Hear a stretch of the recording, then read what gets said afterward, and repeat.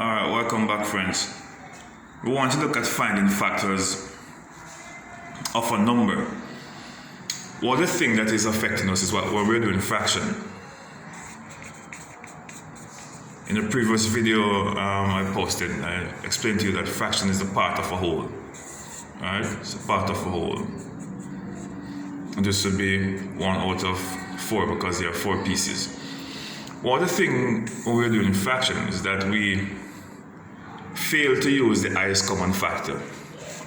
And when we use the lowest common factor, I'm going to show you an example. It takes us longer to do the calculations. So for example, we're using 10 over 20. 10 over 20 is a half, all right? Because we can look at it and we're saying to ourselves that, this is half of 20, just by reasoning it out, because maths is about reasoning. And look at this, we can use more than one factors to break this down. We could use 2. And if we're using 2, 2 into 2 is going to be 5. 2 into 20 is going to be 10. And we still have way to go because this is not the lowest form. We can use 5 here again. 5 into 5, 1. 5 into 10, 2. And we get a half. What if we had used the highest common factor of 10?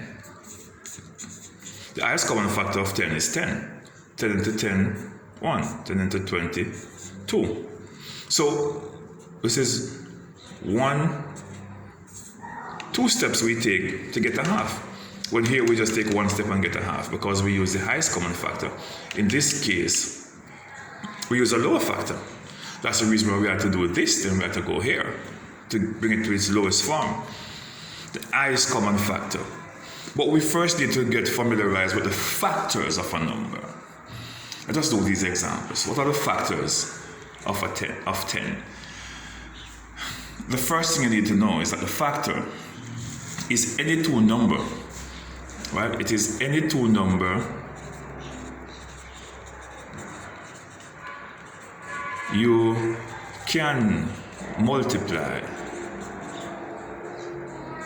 to get back the number. All right. So here, factors of 10, of course, 1. Because I can multiply 1 by 10 to get 10. I could also use 2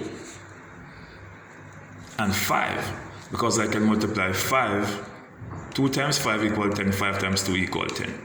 I can multiply these 2 numbers to get 10. So the factors of 10. 1, 10, 2, 5. Let me put it in order of value. 1, 2, 5, and 10. Alright, I can multiply those 2 numbers. I can multiply any of these 2 numbers to get back 10. Alright, 1 and 2, 1 and 10, 2 and 5. Those are the factors of 10. Factors of 20. Certainly 1. I can multiply 1 times 20 to get 20. I could also multiply 2 times what? Times 10 to get 20. I could also have 2 times 5. And I could also use 4 as factors of 20. So I have 1, 2, 10, 4, 5, 20. Let me put it in order. 1, 2, 4, 5, 10, and 20. I can multiply this times this to get 20. I can multiply this times this to get 20. I can multiply this times this to get 20. Or the other way around. Factors doesn't really matter when you're multiplying factors. The answer is going to be the same when you're doing multiplication. And those are factors of 20. Factors of 30. 1, certainly. 1 is always going to come there. And you're going to have 30. Those are 2 factors. What other factor? 2. 15. 2 times 15 equals 30.